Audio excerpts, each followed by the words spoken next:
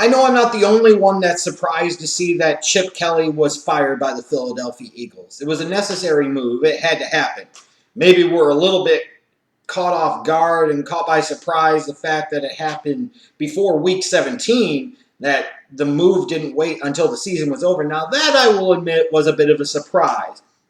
But looking at what transpired this last offseason, what has transpired in the 2015 NFL season with the Philadelphia Eagles, I'm not shocked in the least bit that owner Jeffrey Lurie had decided to move on from the Chip Kelly experiment and move on sooner rather than later. It had to be done.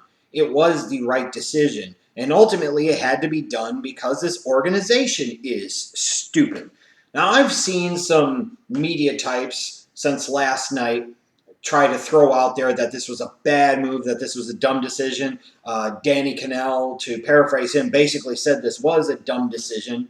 Of course, it's a dumb decision because the guy's team went 6-9 in a weak-ass NFC East. His players don't buy into him. His players do not respect him. His players have begun to quit on him. You have given him full personnel control, and you've seen the disaster that has become. So, of course, after 2 10-6 seasons with just one playoff appearance and no playoff victories, and now going 6-9 in that boo-boo-ass division, it's a dumb move to fire him.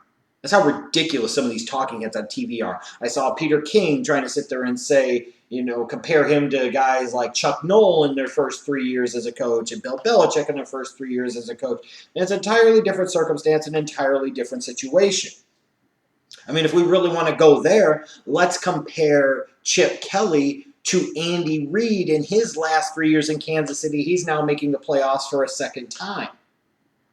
I'd much rather be Andy Reid in the Kansas City Chiefs than Chip Kelly in the Philadelphia Eagles. This was not a dumb move. This had to happen. It was the only decision that this Eagles organization, could make. And ultimately, that's because they boxed themselves into this situation.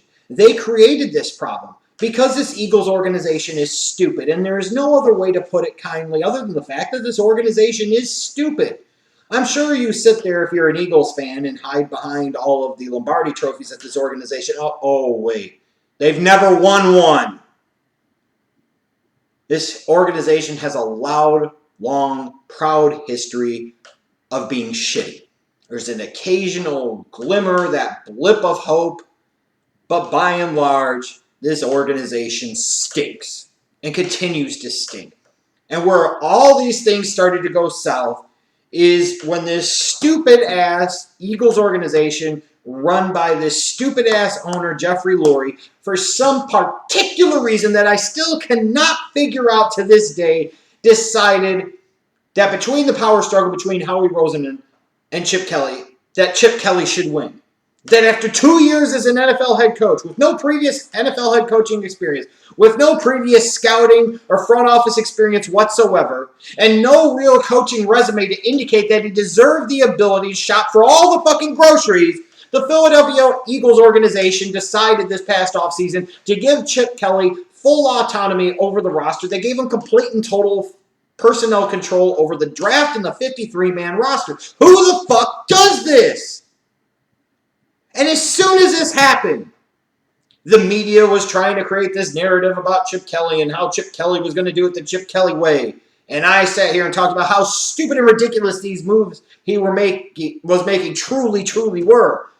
He traded away LaShawn McCoy, a good fit for his system as a running back, to Buffalo to get an inside linebacker that has had multiple ACL tears. And oh, by the way, missed several weeks of this season because he had another freaking knee injury. All because he got to save some cap space, and McCoy hadn't played that well the past year. So that way you can take that money that you saved and invest even more money into the combination of DeMarco Murray, a guy who was a questionable fit for your system that you ran to begin with, especially with the ludicrousness of bringing in a guy like DeMarco Murray and not slightly tweaking and changing your offensive formula to fit what he does. And then Ryan Matthews as well, the guy that you pay a lot less, that frankly was a much better fit systematically than DeMarco Murray ever was, and he's the freaking backup. You get rid of Shady McCoy to spend more money on the combination of DeMarco Murray and Ryan Matthews. You give You have Chip Kelly give number 1 corner money to a mediocre number 2 corner in Byron Maxwell. And people thought this guy was some type of mad sleuth or fucking genius. And to top it all off, this guy sat there and traded Nick Foles, a younger, cheaper option at quarter, and while maybe surely not the answer, younger and cheaper and less injury prone, along with better draft picks, to the St. Louis Rams for Sam Bradford, an older, more expensive, even more injury prone, and equally as mediocre quarterback, and worse draft picks. Who the fuck does that?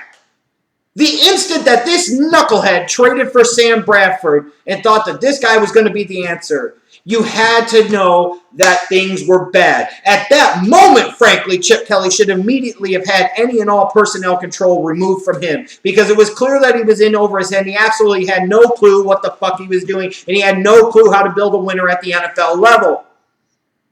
And only a stupid organization like the Philadelphia Eagles would give a guy like this personnel control to begin with. They gave Andy Reid a lot of personnel control, but at least when Andy Reid had personnel control, he had all of those NFC Championship game appearances. He had a Super Bowl appearance mixed in. He had a lot of winning seasons. He at least had some type of pedigree to justify and necessitate trusting him more in the personnel department. Chip Kelly had none of that. Sure, his first year he comes in, they win the NFC East, they go 10-6. But they lose in the playoffs to the Saints. They lose a home playoff game, mind you. Then the next year, yes, they go 10-6 and miss the playoffs. They still go 10-6.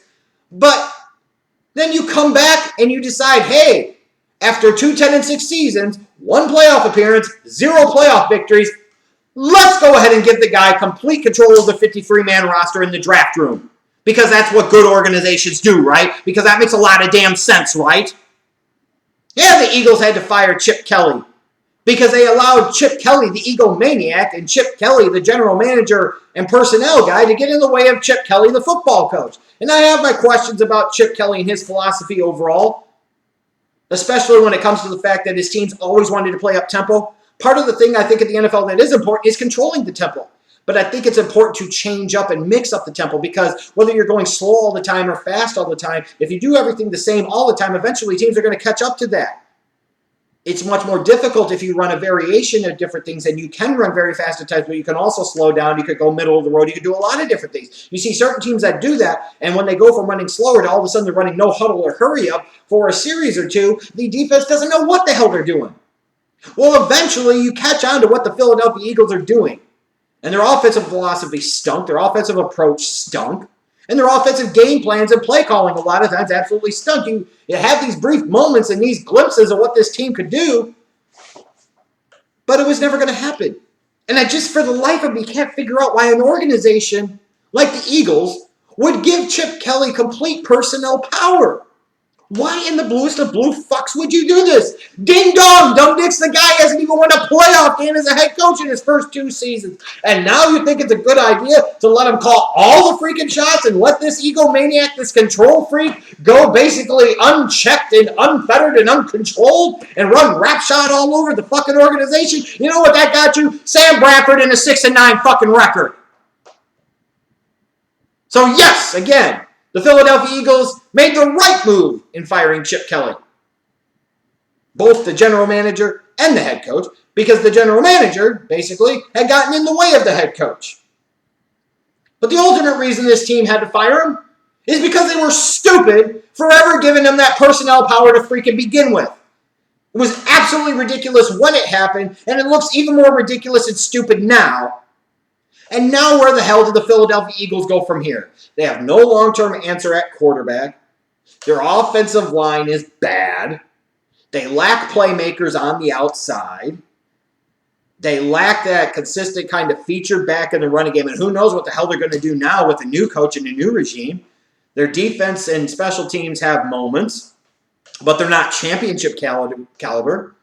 This organization is no better off than it was 3 years ago when Andy Reid was still in town, even when they were going 4-12, and I mean that. Because they went 6-9 and 10-6 the previous 2 years.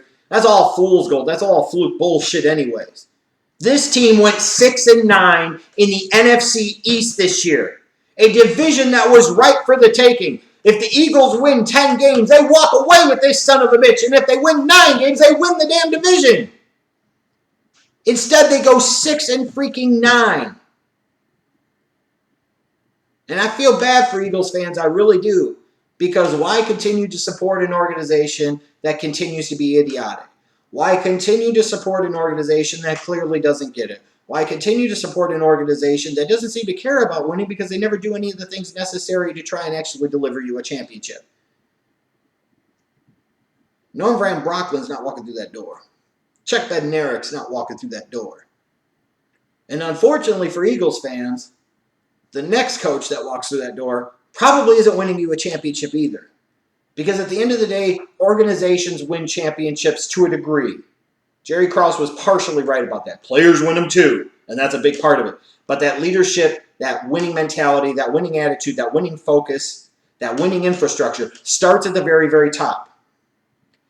And when you have a guy at the top like Jeffrey Lurie, who was stupid enough to give Chip Kelly personnel control, you can't feel good about the future of this organization. It doesn't matter who you're bringing in next. This team isn't winning a championship anytime soon.